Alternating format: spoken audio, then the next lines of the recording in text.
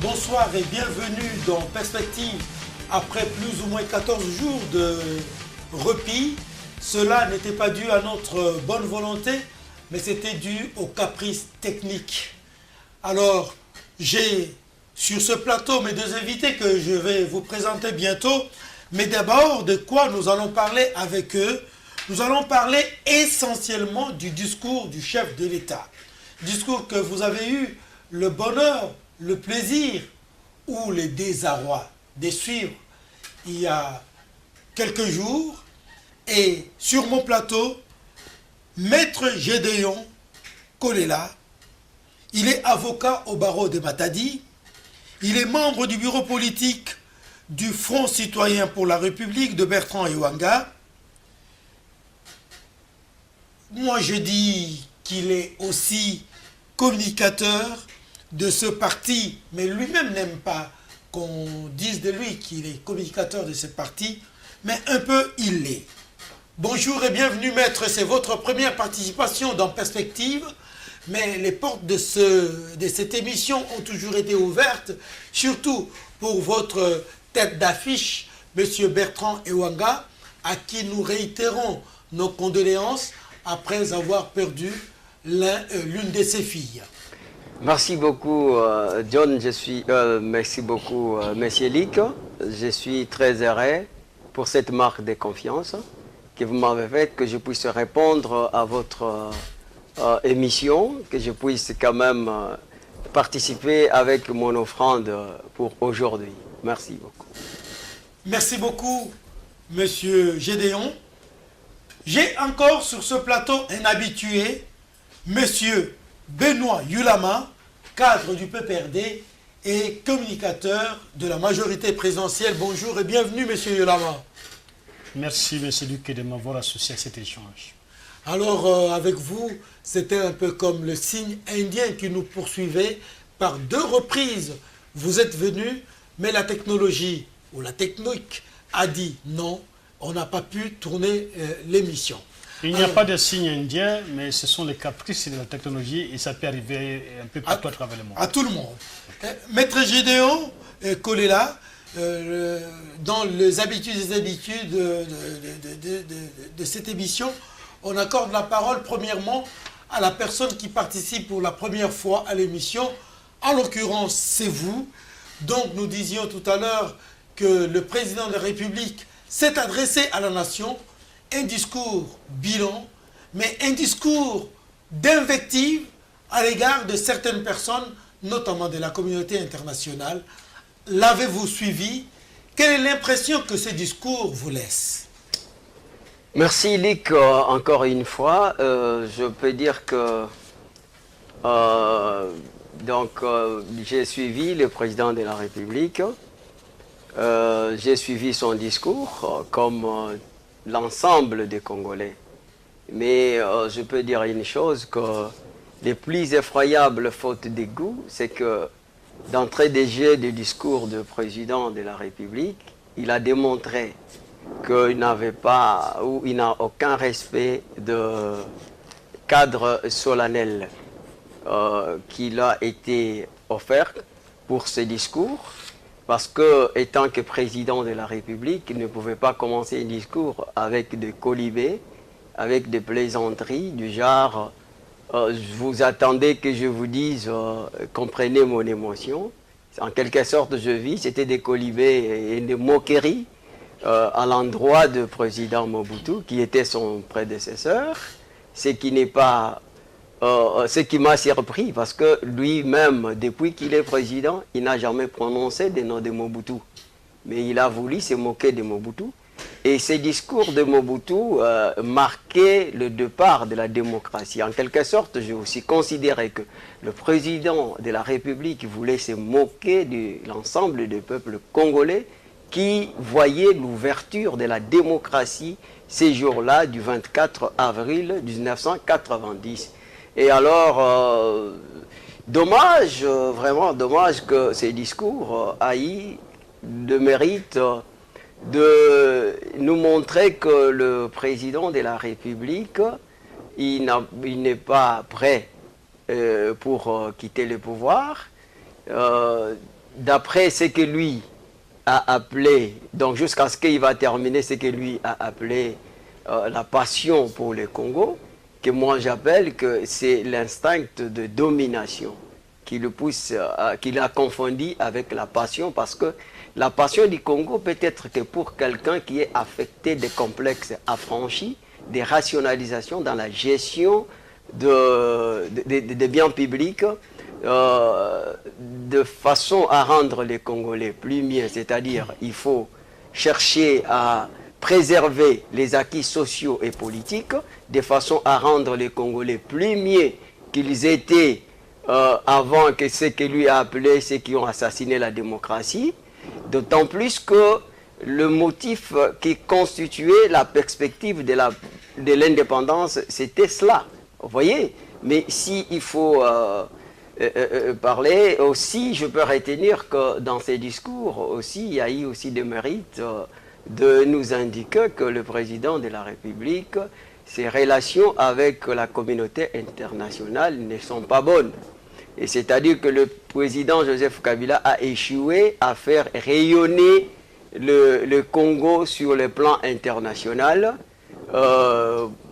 pour montrer que vraiment que le Congo est dirigé par un homme qui a une vision, comme on peut dire, qui est un visionnaire avec leadership responsable. Et pour montrer que le Congo c'est une grande nation devant d'autres pays dans le monde.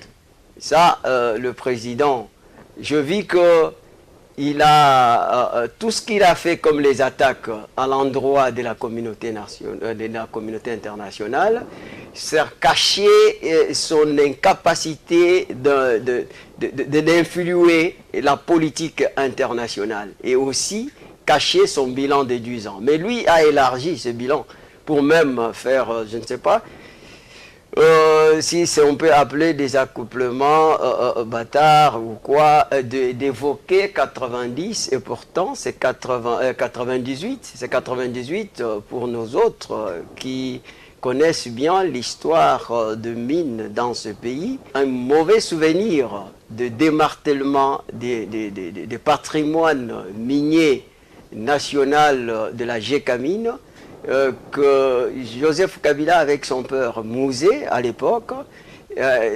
lorsqu'ils ont pris Katanga, la première des choses, ils ont distribué en désordre le concession minière au profit de leurs bailleurs de fonds. Et c'est qui avait en tout cas baissé la puissance économique qu'ils ont trouvée.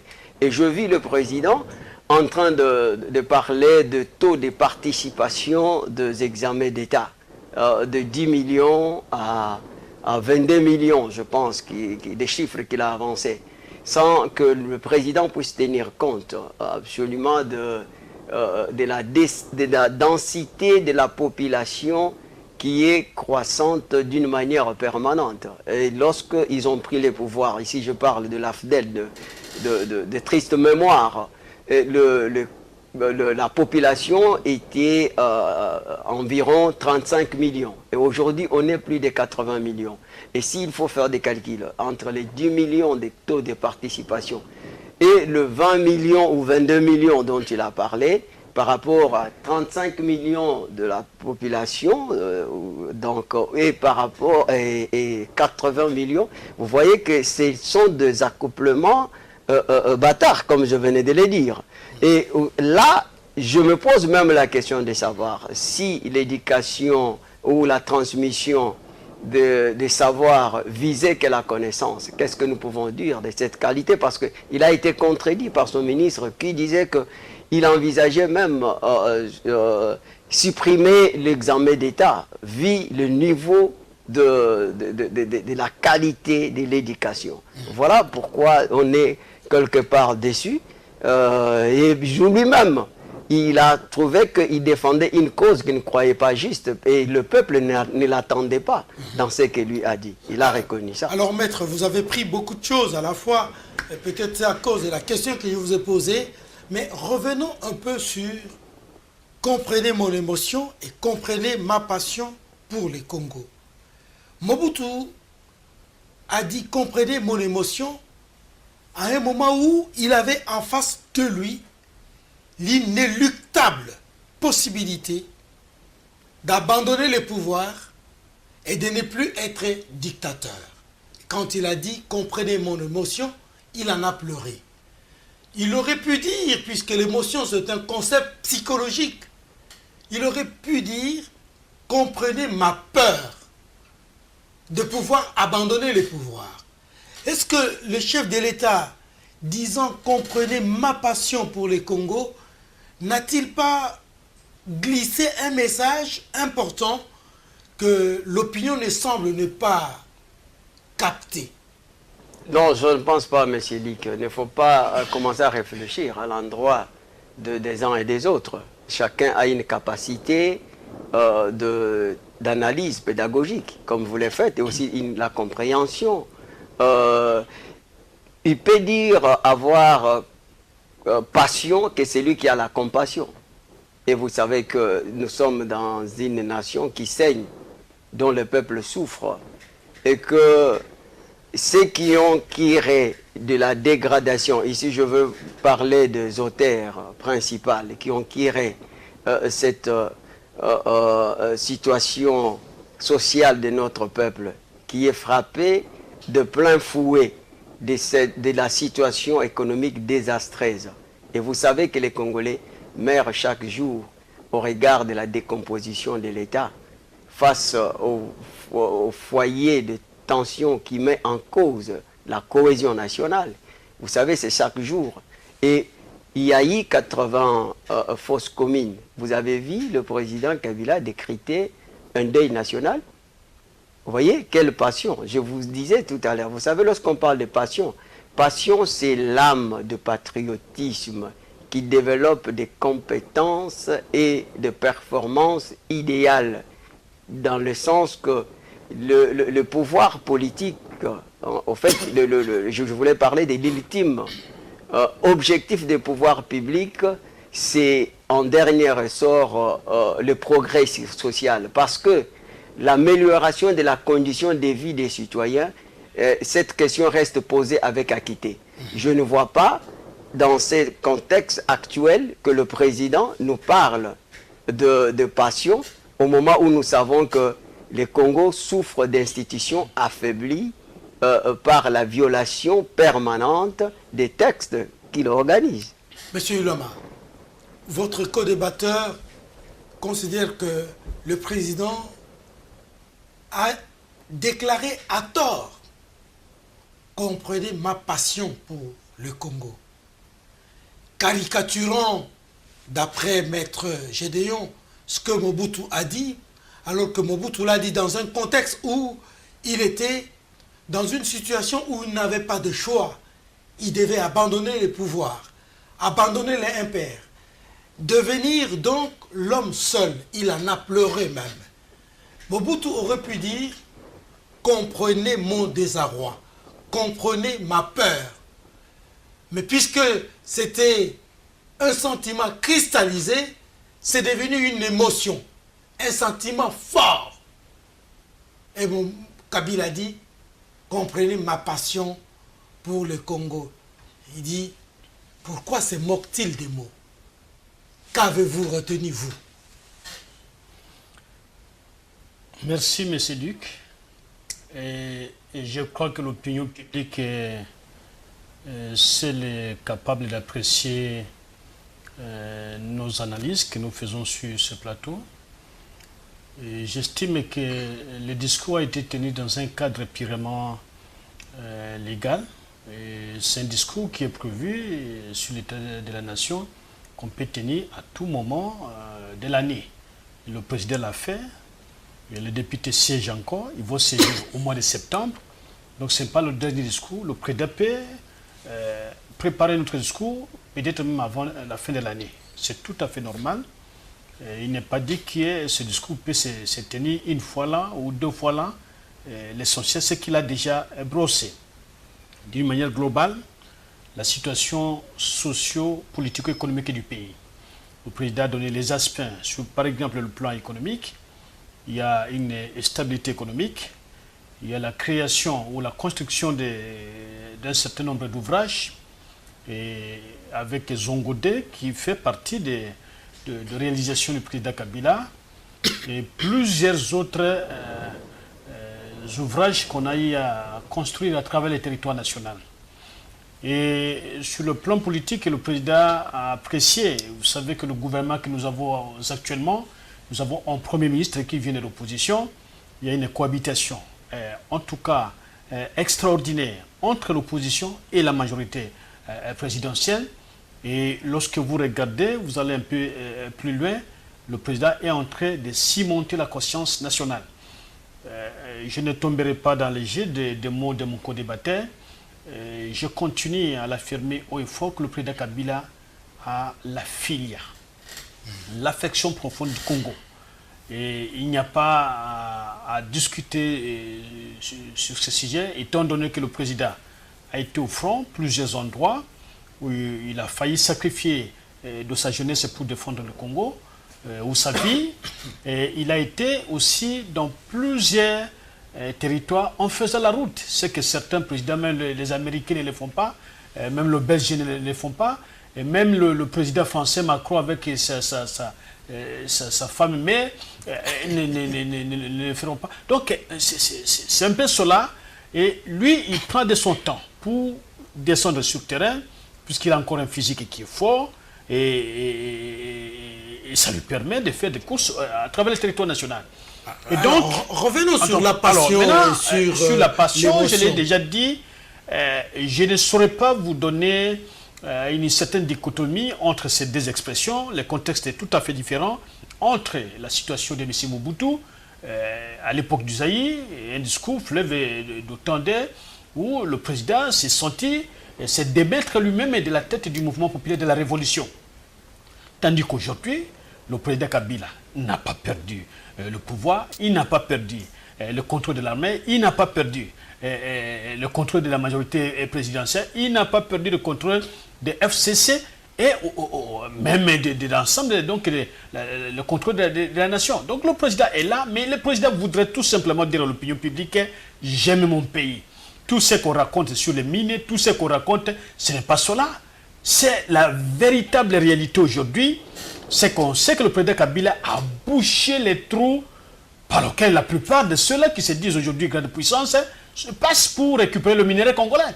Et c'est cela, les dangers, puisqu'ils veulent profiter de cette situation pour balkaniser le Congo. Le président Kabila a fermé ce passage-là, et donc il se trouve en difficulté. Et le président Kabila continue à l'affirmer.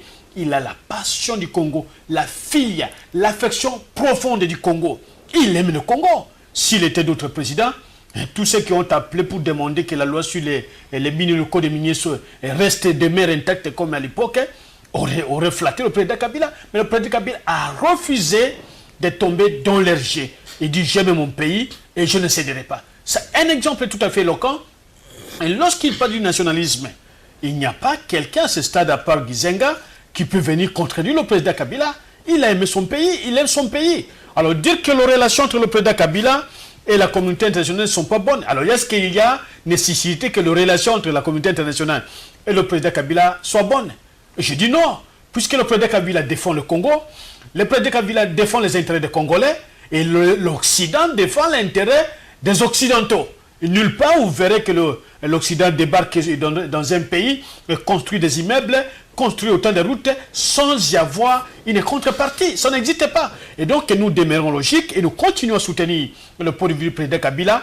Il a brossé un discours complètement, en tout cas, parfait. Et je suis étonné d'entendre de mon co-débatteur et un parti qui se recherche et qui n'est même pas encore connu de l'opinion publique. Il cherche à faire dire au président Kabila ce qu'il n'a pas dit. Alors, entre-temps, il dit que chacun pédagogue, chacun peut comprendre à sa manière. Donc, nous comprenons que le président Kabila voudrait que tous Congolais, opposition, majorité, ou ceux qui se cachent derrière l'identité société civile, que nous puissions nous associer à lui pour bâtir un pays plus beau qu'avant. Et l'intérêt général est permanent. Les hôpitaux, les écoles, les routes, tout ça, ça constitue le palier social. Alors, si aujourd'hui le social est réduit peut-être au simple fait que, bon, tel a financé Alors, qui dit que ceux qui sortent aujourd'hui au rassemblement ne sont pas financés par l'extérieur? C'est l'extérieur qui donne l'argent. Ceux qui sortent au rassemblement sont financés par l'extérieur et principalement la Belgique qui a mis des moyens pour déstabiliser le Congo. Mais nous estimons que les affaires belges sont traitées par le Belgien, les affaires congolaises seront traitées par les Congolais. Et ce que fait le président Kabila, c'est le plus patent des exemples qu'on peut avoir à travers le monde. Très bien. Est-ce que vous pouvez faire une comparaison entre la passion de notre Seigneur Jésus-Christ pour les humains et la passion de Joseph Kabila pour le Congo? Jésus-Christ est Seigneur. Il est l'image de Dieu. Et la passion que Christ a démontrée lorsque vous lisez les 4 évangiles, il y a un 5e évangile entre parenthèses qui n'est pas souvent très connu de l'opinion publique. Évangile apocryphe. Ok. Et donc, la passion, c'est lui-même, Dieu, accepter de se pendre, de mourir, de perdre toute sa valeur. Mais c'est presque... Est-ce que c'est presque la même chose, vous voulez oui, dire? je ne saurais pas comparer Joseph Kabila comme humain à Jésus-Christ comme Dieu. Je ne voudrais pas qu'une telle comparaison existe. Mais Sinon, je vais pécher. Kabila est prêt à aller vers la mort? Mais je crois qu'il s'est sacrifié. Je l'ai dit, il a sacrifié toute sa jeunesse. Avoir le pouvoir à cet âge-là. Faire le tour du Congo, réunifier le Congo. Et d'autant de petits pays qu'on avait créés à l'intérieur, le président Kabila est arrivé et il a été partout. Il fallait qu'on parle partout on parlait du Congo, ou partout on devait parler du Congo pour que le Congo retrouve son dignité. Et je vous dis que si vous perdez 1 heure, 2 heures, 3 heures en train de faire la lecture, la 4e heure ne sera pas l'aide de la lecture, ce sera l'aide du sacrifice. Et donc le président Kabila a fait au-delà de toute imagination. Il a été partout. Il a été, que ce soit Victor Folse, que ce soit Gaborone, que ce soit... Il a été partout. Et il a été au front comme militaire pour combattre pour l'intérêt de ce pays. Ce n'est pas au front qu'on lui donnait le salaire. Et donc, la passion, c'est qu'il aime son pays. La passion, c'est qu'il a sacrifié sa jeunesse pour défendre le Congo. Sa passion aussi, c'est tout le temps qu'il est là, il ne cesse de voyager à l'intérieur, contrairement aux autres qui chaque semaine sont à Washington, à Bruxelles, à Paris, à Londres. Mais le président Kabila ne fait pas autant de déplacements. Il est là, mais il ne voyage que vers l'intérieur. C'est des éléments, autant d'éléments que je peux présenter à l'opinion publique qui démontrent amplement et avec précision que le président Kabila aime son pays et il a la passion du Congo. Et la passion du Congo, c'est son affection profonde envers des Congolais, mais aussi envers le patrimoine congolais.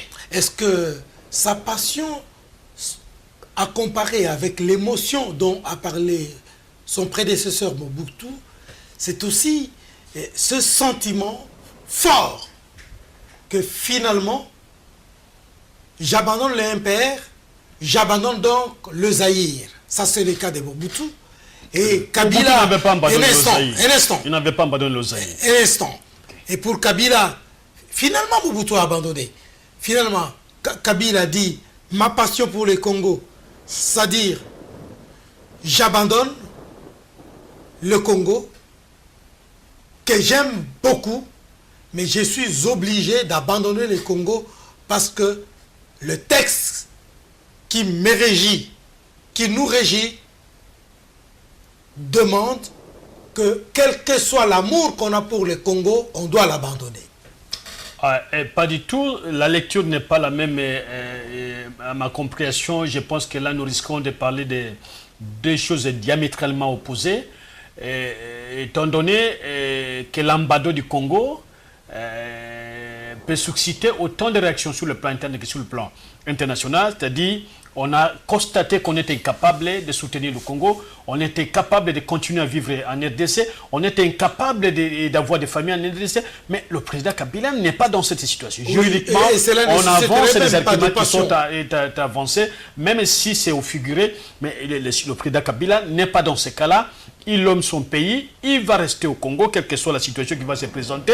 Il est chef des grandes formations ou regroupements politiques. Il va continuer à faire la politique. Et si jamais il arrivait à l'extrême à se soustraire de l'exercice du pouvoir en tant que président de la République, mais il est sénateur. Et donc, il y a autant d'éléments qui démontrent que le président Kabila ne sera pas séparé du Congo. Il ne le fera pas. Et même nous n'allons pas lui pardonner qu'il se sépare du Congo pour se retrouver dans d'autres schémas. Alors maintenant, Et pour revenir dans les fondamentaux de votre question, ce que l'opinion voudrait entendre du président Kabila, qui déclare un au revoir ou un adieu, qu'il a déjà abandonné la présidence, et le président a été un peu plus clair.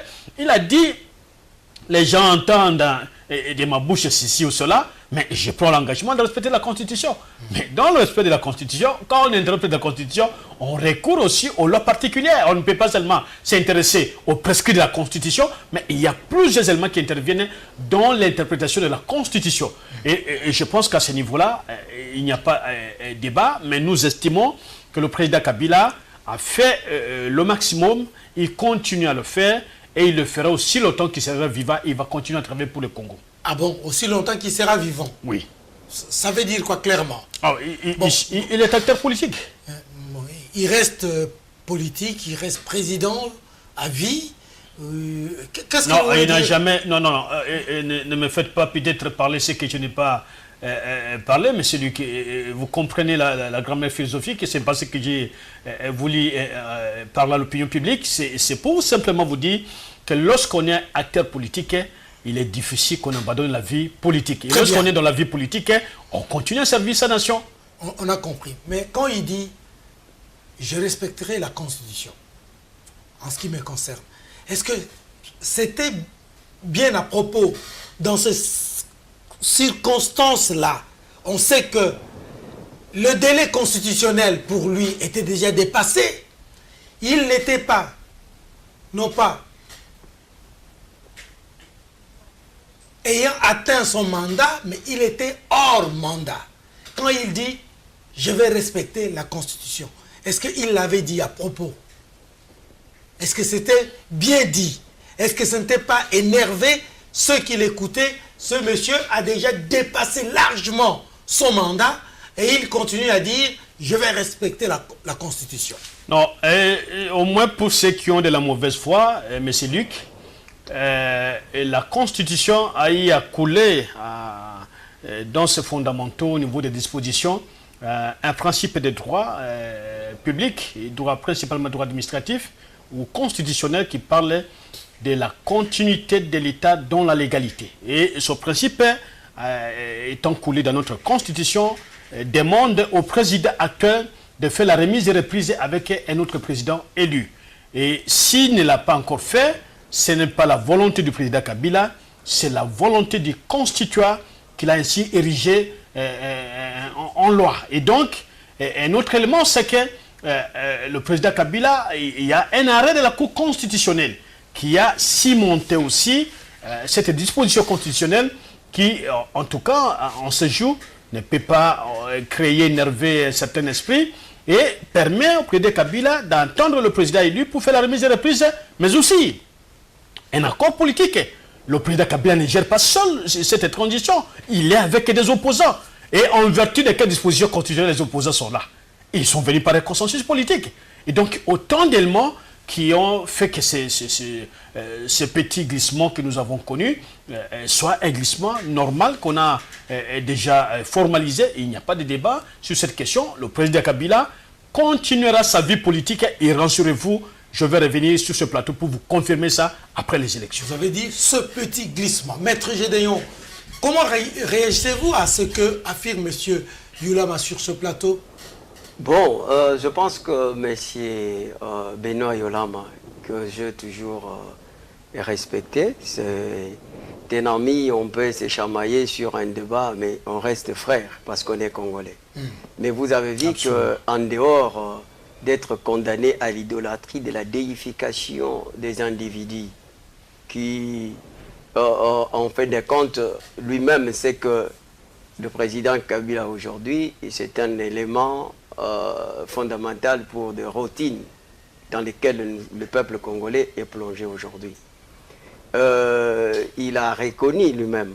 Je pense qu'une fois je voulais commencer par cet exemple, je suivais Mark Tyson. Lorsque on lui demandait de ses techniques, il a dit, avec le sport de boxe, 75% c'est le mental. C'est seulement le 25% qui répond au physique. Et c'est ce que je peux dire à mon ami Benoît Yolama. que le président peut être fort dans les muscles. Il peut faire les tours de tous les 45 territoires. Et cela ne signifie pas que... 145. 145, merci pour me compléter. Cela ne signifie pas que le président Kabila a développé des compétences et des performances idéales. À partir du moment où il s'est isolé lui-même, paradoxalement, en disant que je n'ai pas réussi à valoriser le capital humain qui est congolais. Ça veut tout dire.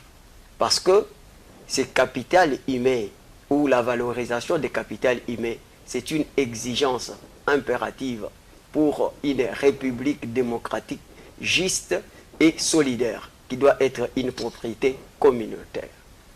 Et vous vous souviendrez que aujourd'hui, lorsque quelqu'un vous dit ça, c'est l'homme qui est au centre de tout intérêt, de toute action politique, sécuritaire et économique, que sais-je encore.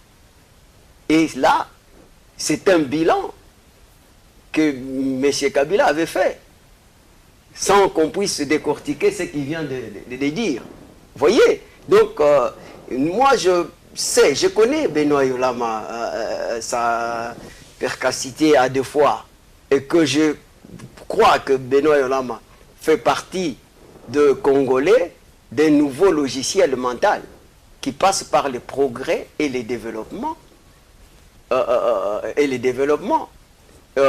au travers les leviers qui est l'éducation et la recherche scientifique.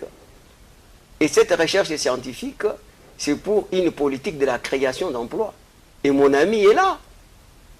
Il est là lui-même. Je ne pense pas qu'il a un travail de sang. Mais c'est avec Joseph Kabila. Et lui, il se bat chaque jour. Mais bon, nous sommes en train à des fois de se battre avec lui, ensemble. Et je ne sais pas pourquoi il doit dire qu'aujourd'hui, le président Kabila, le bilan est positif, pendant que lui-même, le président Kabila, par du fait qu'il n'a pas pu transformer les capitales humains, qu'est-ce qui lui reste encore? Et vous savez que c'est pour ça qu'il y a des gens qui ont pensé, moi je n'aime pas être superfétatoire lorsqu'il s'agit des analyses pédagogiques. Je lui ai donné raison pour dire, ok, Monsieur le Président a dit la vérité. Lorsqu'on n'est pas à mesure de pouvoir valoriser les capitales humains, on quitte le pouvoir. Parce que vous ne pouvez pas développer un domaine ou un secteur donné si vous n'avez pas le capital humain qui est l'homme. Voilà pourquoi nous sommes dans un État en faillite, privatisé. L'administration publique est devenue une machine infernale de la prédation. Benoît Yolama connaît ça. Il connaît qu'aujourd'hui, la corruption est devenue en quelque sorte un système. Et qu'aujourd'hui, les institutions républicaines sont instrumentalisées au service des individus pour la répression des citoyens. Combien nous avons ramassé les Congolais qui tombent dans une manifestation pacifique? Et je suis à des fois étonné pour mon co-débatteur. Je ne sais pas, depuis que le président Joseph Kabila est au pouvoir, j'entends, il a une armée, mais est-ce que Benoît Yolama peut avoir le courage de passer dans les camps militaires et nous raconter la vie des policiers? Vous savez combien il y a des conflits, des filiations pour des familles qui partagent un seul salon et deux chambres, 4, 6 familles? Alors, qu'est-ce que Benoît Yolama peut nous dire des concrets que le président Kabila a fait? Moi, je pense que effectivement, je ne peux pas dire que tout ce que Joseph Kabila a fait, il n'a rien fait. Mais le problème, il faut analyser. Qu'est-ce que Joseph Kabila avait promis? Même lui-même, il s'est créé des problèmes pour rien, pour évoquer les cas de 78 et de 98. Non, nous voulons que le président Kabila nous dise, avec les 5 chantiers, qu'est-ce qui a été fait et qu'est-ce qui n'a pas été fait. Il a parlé des 12 km. Les 12 km de route sur combien? Pour combien de territoires? C'est ça. Il pouvait nous dire combien de communes qui ont été alimentées par l'énergie électrique et par la régie des eaux. Vous savez qu'aujourd'hui, il y a des communes ici à Kinshasa qui ne connaissent même pas qu'il y a la régie des eaux, les régies des eaux plutôt qui existent.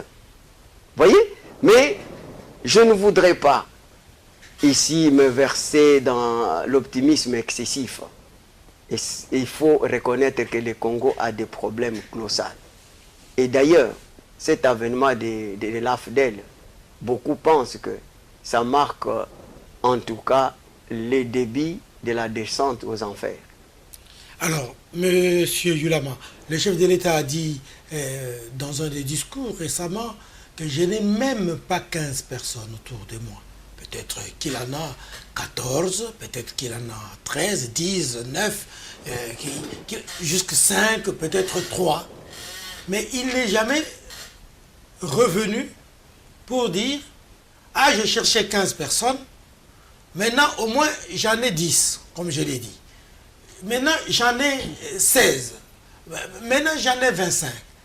Et parmi les 15 manquants, vous êtes là.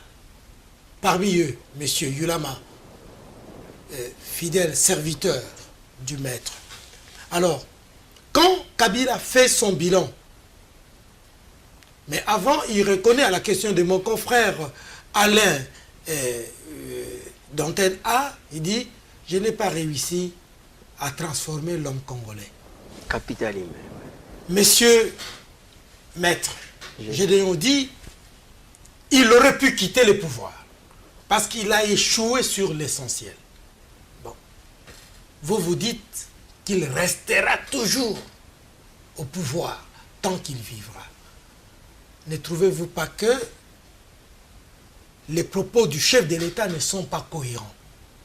On dirait quelqu'un qui dit des choses qu'il oublie le lendemain. Pas du tout, monsieur Lu. Je dois d'abord revenir sur les statistiques et démographiques qui ont été avancées par mon co-débatteur. J'ai lu dans les documents de l'IRES, les publications du professeur Lututala et du fait professeur Ngondo Apichandengue qui venait de mourir il n'y a pas longtemps, où ils ont donné les projections démographiques des années 80. Parce que jusqu'au moment où nous parlons, il n'y a pas encore un recensement général, c'est encore en préparation. Et nous pensons que nous aurons les vraies statistiques par rapport à notre population. Mais avant l'arrivée de l'AFDEL, il n'y avait pas 30 millions. Nous étions déjà au-delà des 30 millions, des 35 millions, au-delà des 35 millions. Des citoyens, les statistiques sont là. J'ai donné des références de l'IRES. Ça se trouve en dessous, donc en bas, au niveau de la faculté des sciences économiques. Vous pouvez aller vérifier. Si je ne me trompe pas des numéros, ça peut être le numéro 48. Si je ne me trompe pas, et donc, c'est vérifiable et les données sont là. Et qui sont des données, en tout cas, scientifiques et des experts, des démographes. Alors, et en ce qui concerne la transformation de l'homme, je crois, je suis d'accord avec le président Kabila, puisque dans une démocratie, on ne transforme pas l'homme. Dans une démocratie, c'est les shows médiatiques, c'est tout ce que nous vivons, sur les droits de l'homme et qu'on sort. Et aucune nation à travers le monde n'a changé l'homme pendant un moment de démocratie. Nulle part. Commençons par l'Égypte et les pharaons. Attendez un moment, monsieur Yulama, vous allez continuer. Vous, apparemment, vous avez une autre approche. Mais dans l'esprit de Joseph Kabila, je n'ai pas réussi à transformer l'homme congolais. Vous vous dites, d'ailleurs dans la suite de Roubès, que on n'arrive jamais à transformer l'homme. Ça, c'est une autre approche. Vous ne voyez-vous pas que vous dites, sans le dire, que le président dit des choses qu'il lui-même ne comprend pas? Non, et je ne le dirai pas de cette manière-là. Vous le direz de quelle manière? Je continue à dire, peut-être vous m'aviez très mal suivi, que le président Kabila a raison de dire qu'il n'a pas transformé l'homme. Dans une démocratie, on ne transforme pas l'homme. Et la plupart des nations du monde que nous avons connues, Il le connaît certainement, il connaît l'histoire. Il n'aurait pas pu dire ça. Non, il a dit, c'est pour démontrer que l'aspect, le passage de la guerre à cette démocratisation que nous avons aujourd'hui ne pouvait pas lui permettre d'organiser totalement la société. À la fois, vous faites la guerre contre le même qui nous impose les prix des matières premières, qui nous impose les prix des produits finis, qui nous impose même la balkanisation de notre propre pays, mais qui font le tour au Rwanda pour aller négocier les minerais dont le Congo est producteur. C'est cela. Et quand nous avons des hommes qui ont une certaine conscience, avérée d'ailleurs, une conscience avérée, d'aller pacter avec l'ennemi pour détruire le Congo, le président constate que si j'avais réussi à stabiliser les cœurs, les consciences des Congolais, peut-être cela n'aurait pas arrivé. C'est des éléments des motivations, en tout cas, est très important que le président a avancé, mais il n'a pas le temps d'aller expliquer secteur par secteur comment on a transformé l'homme, quel est l'homme qui n'a pas été transformé. Mais je me rappelle, s'il faut passer par des méthodes que nous connaissons, à l'époque, quand on montait, on quittait la cité, on montait à l'université de Kinshasa, nous prenions le bus MB, de bus Toyota, des grands camions MB, que nous prenions à l'époque. Et après un moment, il y avait ce qu'on dit, les Fungola Makolo, où femmes et hommes non mariés se permettent, c'est quoi, les cuisses. Mais quand l'AFDEL a pointé, moins d'une semaine, tout a disparu. Donc, pour transformer l'homme, il faut le faire dans une circonstance, en tout cas, autoritaire. Si vous voyez aujourd'hui la Chine s'est transformée, ce n'est pas en démocratie. Mais la Chine a utilisé ce qu'il fallait utiliser. La France, c'est pendant la guerre. Les États-Unis, c'est pendant le commerce triangulaire. Aucune nation ne s'est développée dans la démocratie. Aucune n'a été transformée par les FMI, la Banque mondiale. Et aucune encore ne peut aujourd'hui prétendre avoir transformé sa société sur des bases purement démocratiques. Ça n'existait pas. Alors, travailler l'homme, il faut se faire dans une phase bien déterminée. C'est ce que le président Kabila voulait dire.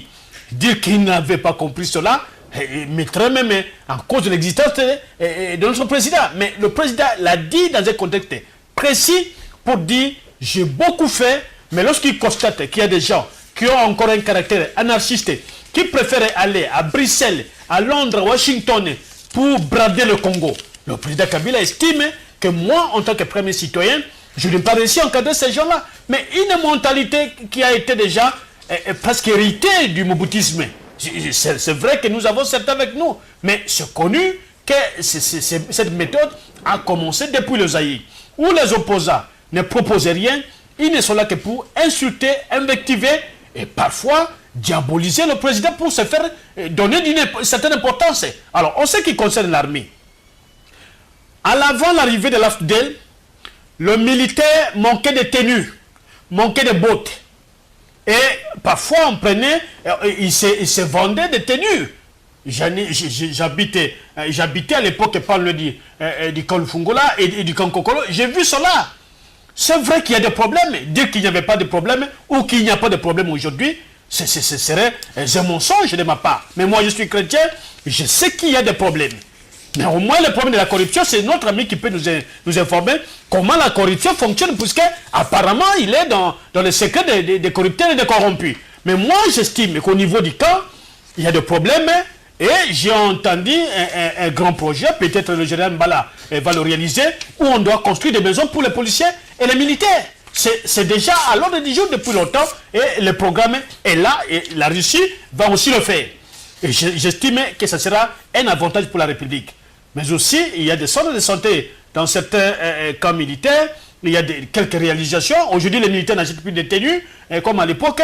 Donc, nous avançons lentement, mais sûrement, pour transformer totalement notre armée et nos services de sécurité. Mais ce n'est pas autant dit que le président Kabila n'a rien fait, puisqu'il n'a pas transformé le même. Non, l'homme, c'est l'artisan principal du développement. Ça, c'est une évidence universelle. Il n'y a pas qu'au Congo on parle. À part ce que Amir l'Égyptien a développé sur la satellisation de l'économie africaine, mais au moins, pour que cette économie fonctionne, avant que ce soit l'œuvre du président, le développement d'abord l'individu lui-même, ça doit partir de soi. Balayer devant sa porte et nettoyer ses habits n'est pas l'œuvre du président de la République. Parce que même aux États-Unis, je suivi un documentaire il n'y a pas longtemps qu'hier sur Télé-Congo de Brazzaville où on a montré Nouvelle-Orléans aux États-Unis. Mais c'est plus qu'un village. J'ai vu ça. Il y a un banditisme incroyable. On tue par jour même des policiers. Je vis ça, tous ceux qui ont suivi, et je me suis arrêté un peu pour regarder cette cité, comment elle est. Aux États-Unis, là où on nous présentait que le bonheur. Très bien. Et donc, c'est naturel, mais le développement, c'est le défi permanent de la nature à l'homme. Et donc, il faut travailler, il faut transformer et continuer à changer les choses pour que nous ayons de l'avant. Retirer une question là-bas. D'accord. Ok. Maître Gédéon, somme toute, qu'est-ce qu'on retient du discours du président? Et qu'est-ce qu'on doit faire? Oui, je dois vous répondre à cette question. Le président doit libérer les pays. Je pense que ça ne demande pas beaucoup à réfléchir. Le président Kabila lui-même sait. Je vous ai dit qu'à un moment où il était embarrassé lui-même parce qu'il savait que le peuple ne l'attendait pas dans ce que lui a défini comme la passion. Et inutile que je puisse revenir sur la passion. Vous voyez que ça a mis mon co-débatteur mal à l'aise. Mais je voudrais quand même recadrer un peu beaucoup de choses. Vous l'avez laissé, il a même allez-y rapidement parce qu'on n'a plus beaucoup de minutes. Il a même monopolisé la parole. Il a dit beaucoup de choses et sans me dire, et souvent c'est comme ça avec M. Benoît Yolama, qui ne m'a jamais expliqué la lancée novatrice et substantielle de la révision minière. Et qu'est-ce qu'il a, lui, à reprocher de ces codes de 2002. Cependant que nous savons que la lancée novatrice, c'était pour arrêter l'hémorragie des laïcismes et de la corruption qu'il dit ici que lui, je dois lui révéler. Et pourtant, il sait que ces pays donc meurent à cause de l'impunité. Vous êtes dans la logique de la corruption, dit-il. Vous êtes là dans le moule de la corruption. Bon, je ne sais pas parce que nous ne sommes pas au charbon et on n'a jamais été au charbon.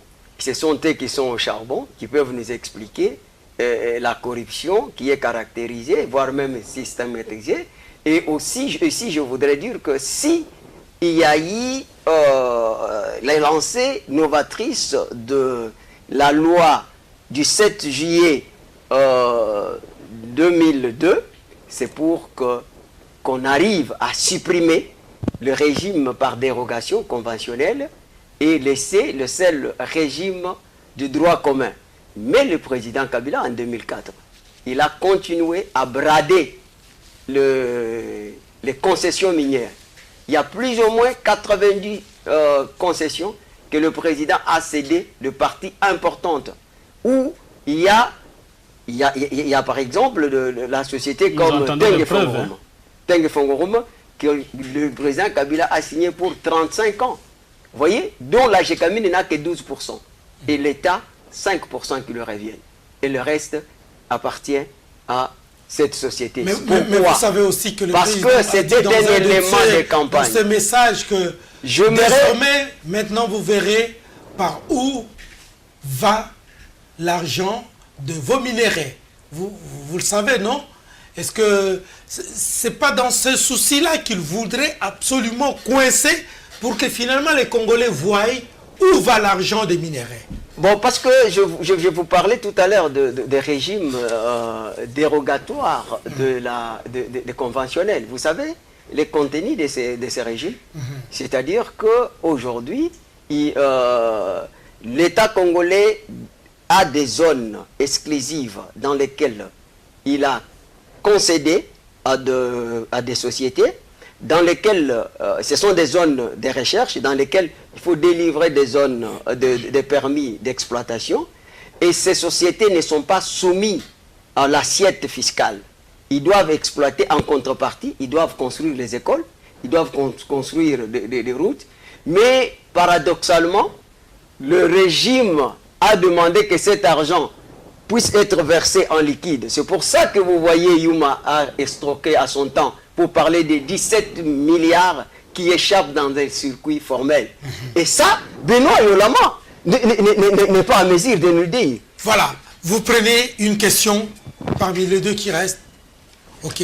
Monsieur, vous lisez votre question et vous répondez en deux petits mots. Ok, avant de lire la question, puisque Non, notre débatteur a avancé on n'a plus de temps. Beaucoup de choses, On n'a plus je de crois temps. qu'il a des preuves pour nous démontrer qu'on a brandi. Mais au moins sera l'opinion publique, c'est qu'il y a eu les FMI, la Banque mondiale, qui ont été totalement impliqués dans le changement du code des miniers de 2002 et qui ont mis beaucoup d'avantages en faveur de leurs partenaires financiers.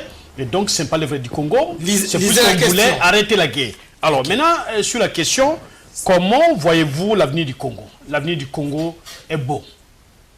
Et je pense que nous allons amorcer le développement avec les 5 chantiers et nous allons renforcer certaines faiblesses qui ont fait que dans certains domaines, nous n'ayons pas de l'avant. Et nous pensons que ça va changer. Nous avons l'espoir que la prophétie de Kimbangu va se réaliser et nous pensons aussi que nous allons continuer à défendre le pays comme l'a fait Lumumba, comme l'a fait Mouzé, comme l'a fait Béatrice. Ce sont des gens qui sont partis, qui avaient aussi la passion du Congo. Il n'y a pas que ceux qui vont en Occident parler du Congo, insulter le Congo, mais nous aimons le Congo, nous nous battons au pays pour que les choses changent davantage et que demain après-demain, nos enfants étudient les conditions le meilleur. Très bien, on a compris. Maître, lisez votre question. Que doivent faire les Congolais après les discours de Kabila? Donc, je pense qu'après les discours de Kabila, tous les Congolais ont compris que le Congo est dans un tournoi décisif de son histoire.